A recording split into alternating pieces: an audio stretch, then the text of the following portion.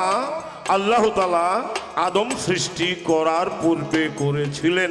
আসলে প্রশ্ন হলো যে আল্লাহর এই পাঁচটি চিন্তা, আল্লাহর এই পাঁচটি ভাবনা কি? ভাই কাছাকাছি কথা হলে সমস্যা, কাছাকাছি কথা হলে সমস্যা। আপনারা কথা বলেন, আপত্তি নাই, আমাদের কানে যেন না আসে। আল্লাহর এই পাঁচটি ভাবনা কি?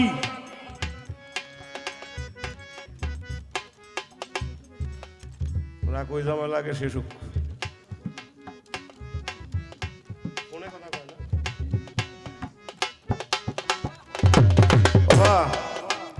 ও একটা কথা কই,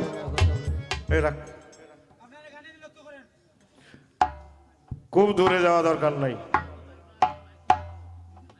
আমাদের পালা গানের আসরে ওইখানে যে সমস্ত শ্রোতারা, সম্মানিত শ্রোতারা এখানে উপস্থিত হয়েছেন, ও তার চেয়ে 10 গুণ বেশি হয় পালা গানে। অনেক শ্রোতা হয়,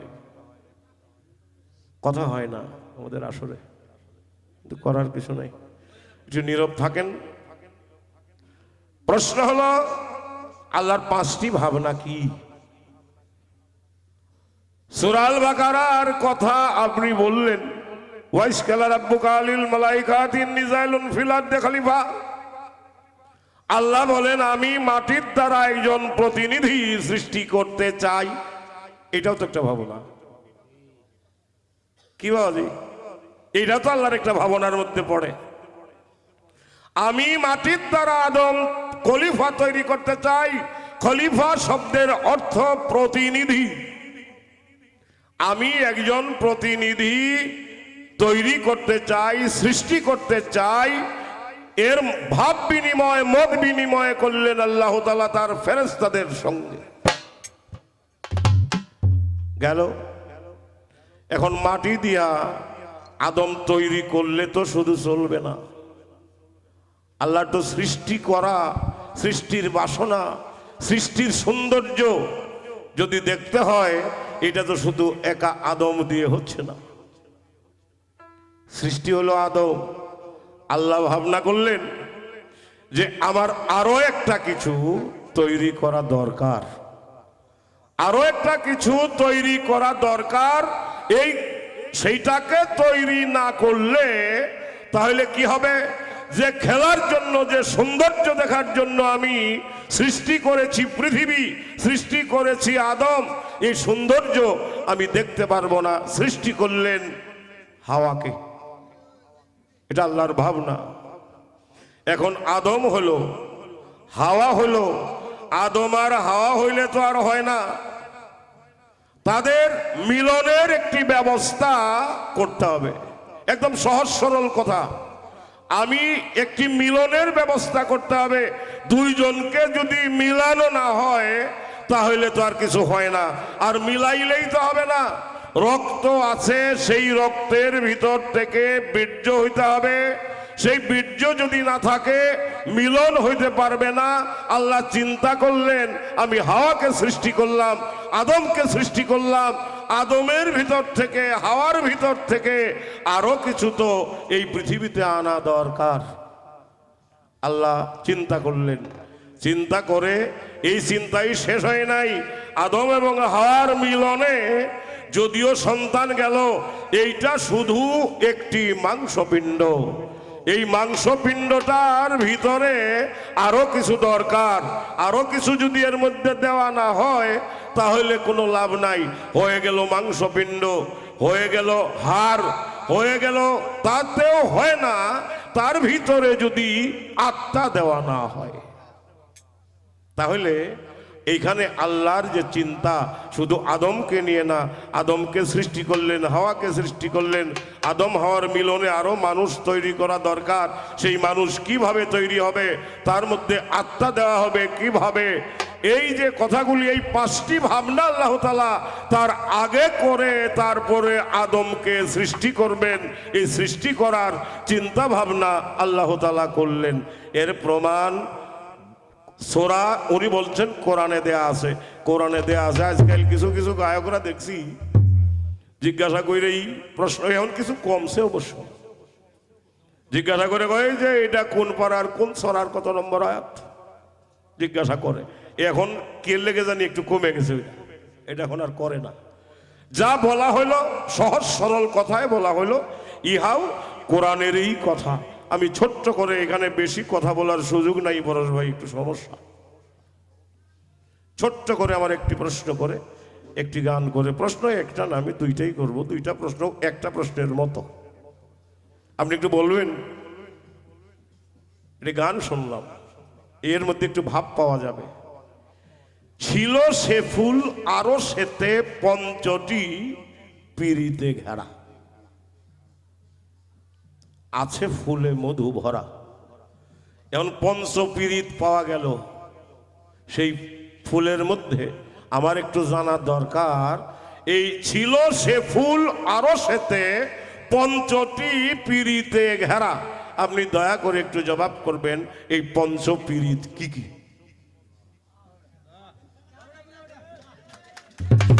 অন্য জায়গায় যাওয়ার দরকার নেই, গানটারই হাতে নিলাম। তার মধ্যে রয়ে গেছে পঞ্চরস। আপনি একটু জবাব করবেন সেই পঞ্চরস কি? এটা একই প্রশ্ন। আল্লাহ তাআলা তার পেয়ারা হাবিবকে মক্কায় পাঠাবেন। মক্কায় পাঠানোর আগে আল্লাহ বলেন, আমি আমার পেয়ারা হাবিবকে মক্কায় পাঠাবো। পাঠানোর আগে আমি মক্কাকে একটি পুরস্কার দিব। আমার একটু জানা দরকার এই পুরস্কারটা কিন্তু কোরআনে আছে। দয়া করে আপনি একটু জবাব করবেন, আল্লাহ তার হাবিবকে মক্কায় পাঠাবে, এই সন্তুষ্টে এই আনন্দে মক্কাকে একটি পুরস্কার দিয়েছিলেন, সেই পুরস্কারটি কি? আর প্রশ্ন করলাম না, একটি গান থাকলো, আস্তে মনোমাঝে যেন কার ডাক শোনা যায়, কে যেন আমারে অতি সাধ করে হাত দুখানি ধরে কাছে টেনে নিতে চায়। বাবারে অনেক ভালো গান, অনেক অনেক বড় গান। ইঙ্গিতে সংকেতে পলকে পলকে কোথাও যেতে নারী পিছে থেকে ডাকে, শোনে সেই তান চমকিয়া উঠে প্রাণ, বলে কথা মান ফিরে আয় আয়। বিশ্বকবি রবীন্দ্রনাথ ঠাকুর তার এই হাতে এই গানটি যখন চলে গেল, গানটার দিকে একবার এক নজর তাকাইয়া বলেছিল, এই গানটি যিনি রচনা করেছেন তিনি স্রষ্টাকে দেখেছেন। এই গান যিনি রচনা করেছেন তিনি ঈশ্বরকে দেখেছেন, না দেখলে এই গান রচনা করতে পারতো না। বাবা, বাউল গানটা একটু হিসাব নিকাশ করে শুনতে হয়, গাইতেও হয়। আল্লাহ কয়, আমারে তুমি যদি একবার স্মরণ করো, আমি তোমাকে 10 বার স্মরণ করব। কি কথা সত্য না মিথ্যা? তুমি যদি আমার জন্য 1 পা অগ্রসর হও, আমি তোমার জন্য 10 পা অগ্রসর হব। সাধক কয়, তুমি একবার আমারে, আমি একবার স্মরণ করলে তুমি আমারে 10 বার স্মরণ করবা, এমনও হতে পারে তোমারে আমার একবারও স্মরণ না থাকতে পারে, কিন্তু তুমি দয়া করে আমাকে স্মরণ করো। একটু লক্ষ্য করেন, দেখেন সাধক কি বলছে।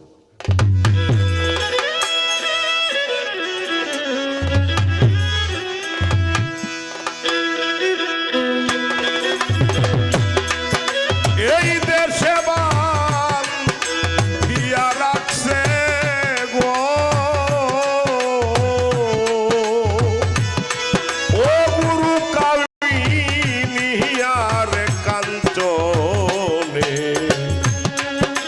দয়াল আমায় নাও না টেনে, দয়াল গুরু আমায় নাও না টেনে। এই দেশে বান দিয়া রাখছে গো, ও গুরু কামিনিয়ার কাঞ্চনে,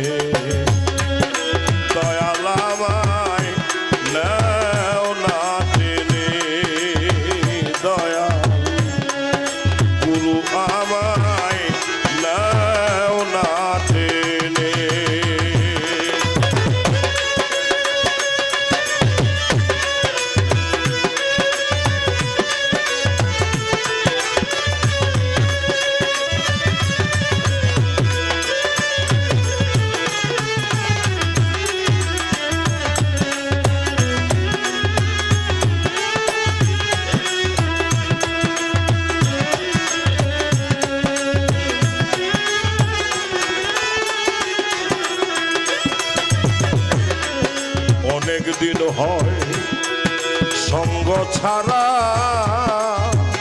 দয়াল রে, অনেক দিন হয় সঙ্গ ছাড়া আমি জিয়ন্তে হইয়াছি মরা গো আমি।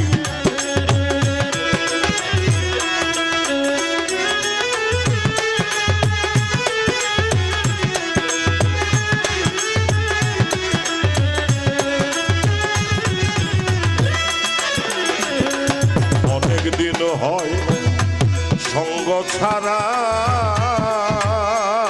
আমি জিয়ন্তে হইয়াছি মরা গো।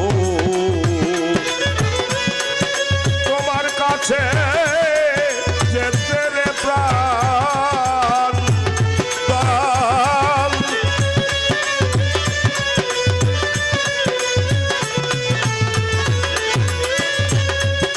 তোমার কাছে যেতে রে প্রাণ প্রাণ আমার সদায় টানে, দয়াল আমায় নাও না টেনে, দয়াল গুরু আমায় নাও না টেনে।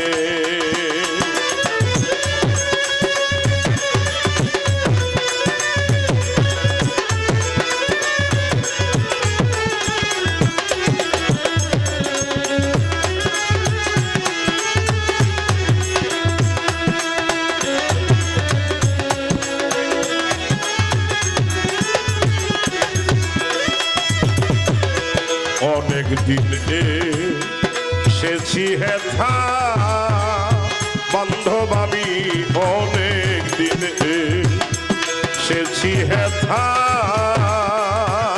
আমি, পাই না কোনো খবর বার্তা গো। ঠিকানা ভুলিয়া আমি দয়াল,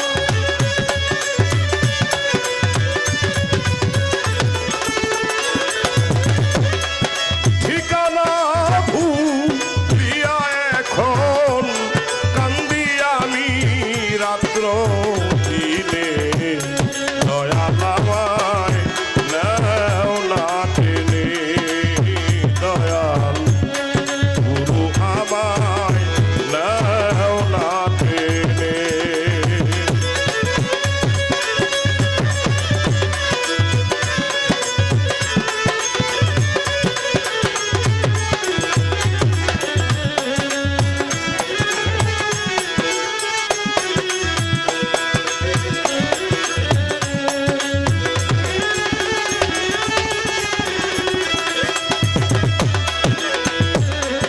একাই আমায় এই বিদেশে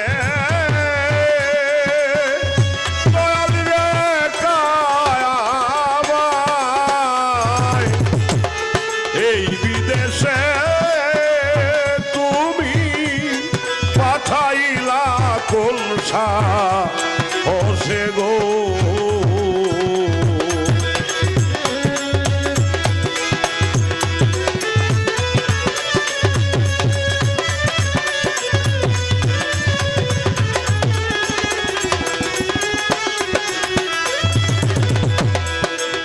একাই আমায় এই বিদেশে পাঠাইলা কোন সাহসে গো। এখন আছো তুমি ঘরে বসে দয়াল,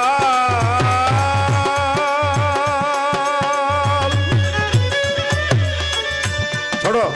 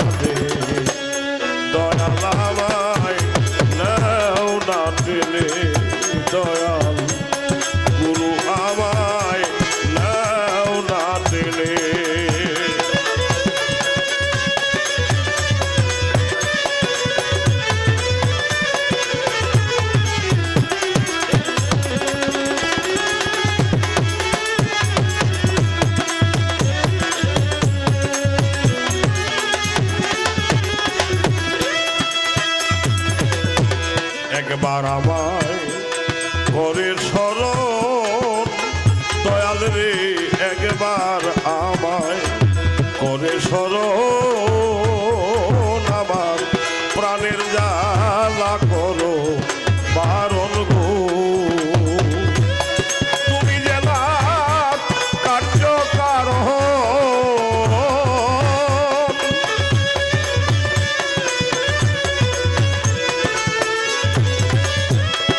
তুমি যে না কার্যকারণ মনোমোহন খুব তা জানে দয়াল আমায় নাও না টেনে দয়াল গুরু আমায় নাও না টেনে এই দেশে বান হিয়া রাখছে ও গুরু কামিনিয়ার কাঞ্চনে জান্নাতে ফাতেমা তিন, এক কলিতে ছিল হাসান, আরেক কলিতে ছিল হোসেন। ফুল 5 ভাগে বিভক্ত, 5 ভাগে ফুল বিভক্ত। এই যে 5 জন, এই 5 জনই 5টা পিরিতি। হযরত মুহাম্মদ মুস্তাফা ইসলাম, আলী করিমুল্লাহ জহু, খাতুনে জান্নাত ফাতেমা, হাসান আর হুসাইন। ফুলের কলি ছিল 5টি। এই 5 জন পিরিতি। রস